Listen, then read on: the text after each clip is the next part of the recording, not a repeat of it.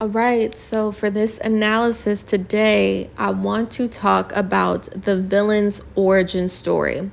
I made another analysis titled Be the Villain, and I recently posted this a couple days ago, but the point that I was getting at was referencing the Be the Villain excerpt in the book Green Eyes. So it's a play on words, but essentially what that analysis was getting at was summarizing that excerpt of the book, which breaks down the moment someone poses an attack against you or tries to put some kind of roadblock and hurdle in your path, and you pick up on it and you implement some kind of strategy of your own. By default, you've officially become a villain in that person's story because you refuse to be prey.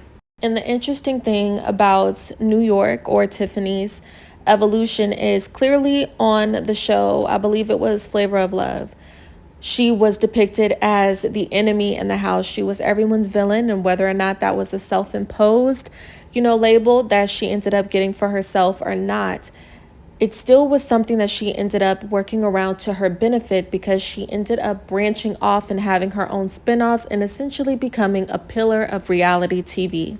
So Tiffany Pollard's start was rooted in the ability to stand firm in the face of those who simply do not like you, no matter how much they gossip about you, no matter how many attacks they try to form against you. Learning how to use those things to your benefit, even in the event of interpersonal attacks. So our lovely muse, Tiffany, aka New York, is going to be a depiction in this analysis today of how to utilize the villain trope to your benefit. So without further ado, I'm going to go ahead and hop right in.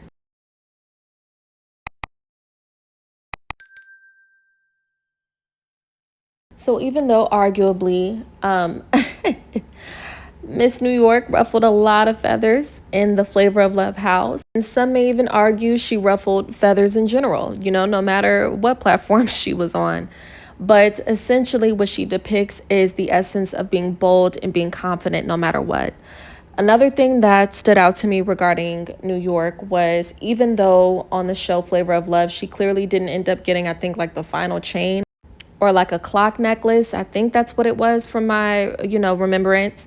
And essentially the show was designed for the women to compete for the affection of the bachelor.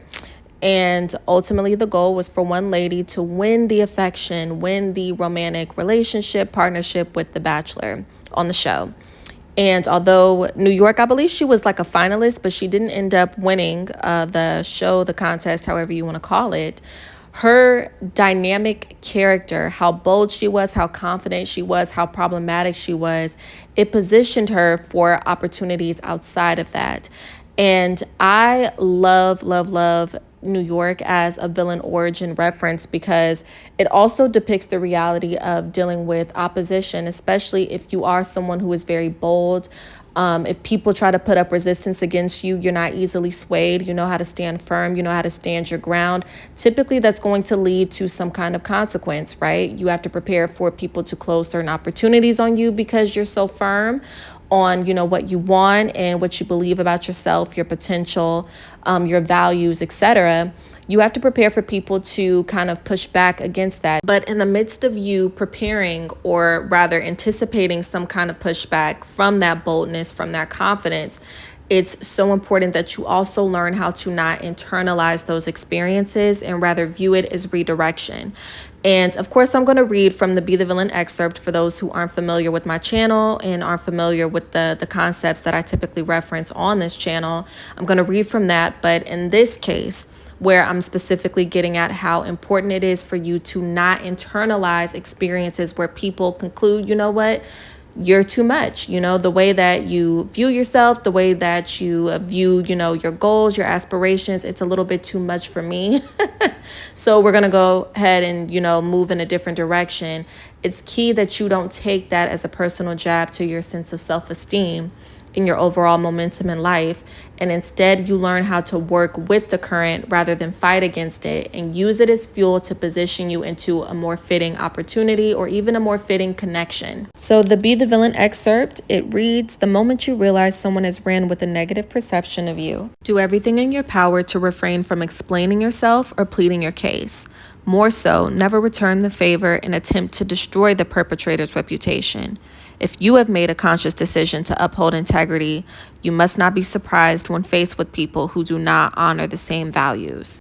So I wanted to briefly read from that excerpt in the book to provide some additional context as far as what is meant by being the villain.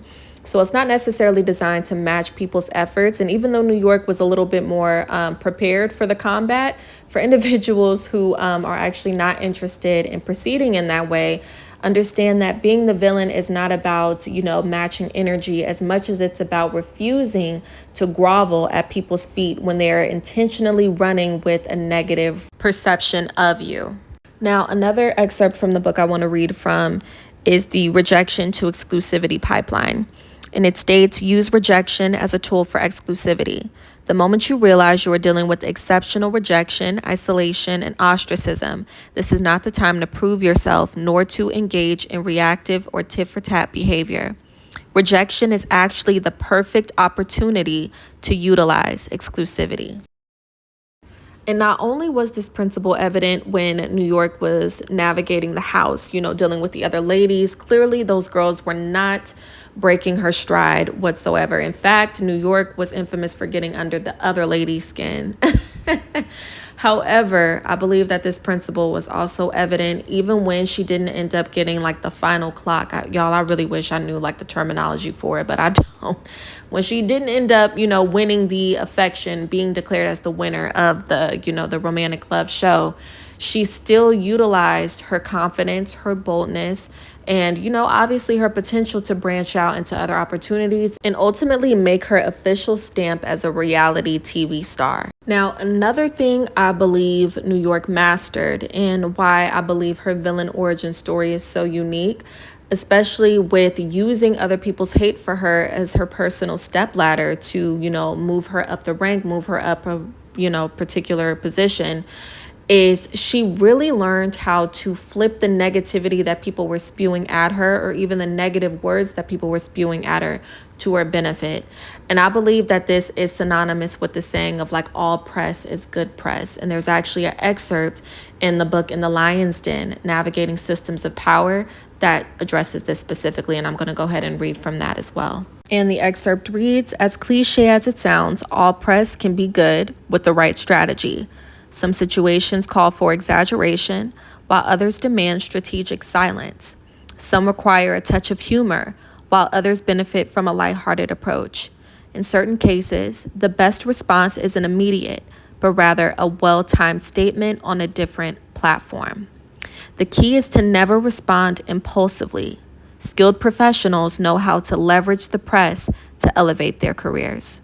So there are absolutely instances where being pretty much the most hated, so not the most valuable person, but the most hated person in an environment, it's not always something that poses an indefinite, hindrance in someone's path. In fact, with strategy, with tact, and with experience, it could be a valuable resource. And there are other sections in the book referenced earlier, Green Eyes, that addresses the fact that learning how to be comfortable with being the quote unquote villain, or at least being perceived as such, excerpts such as intentional invalidation, as well as allowing our enemies to sharpen us, it provides two different perspectives on opposite ends of the spectrum regarding how to navigate these situations. So with the intentional invalidation tactic, it breaks down the dangers of relying on external validation or other people validating you, because oftentimes it can be used against you. And with the allow your enemies to sharpen you tactic, it's something that you can personally implement to pretty much take every experience with the known foe and utilize it as a learning lesson. But of course, both of those sections go into additional details to build upon the points that are made in this analysis. But all in all, what all of these excerpts are getting at, and what this analysis is essentially honing in on, is the fact that some villain stories, some villain origin stories, aren't necessarily rooted in malice, as much as it is about a villain's origin story is a byproduct of refusing to crack under the pressure of interpersonal conflict. All right, babe, so that's all that I have for this analysis on the beautiful, the dynamic, the groundbreaking reality TV pillar, Tiffany Pollard, aka New York. Of course, I want to hear you all's perspectives, your comments, and your opinions in the comment section below. I want to thank you all so much for tuning into this analysis, and I look forward to speaking to you guys in the next one. Take care, babes.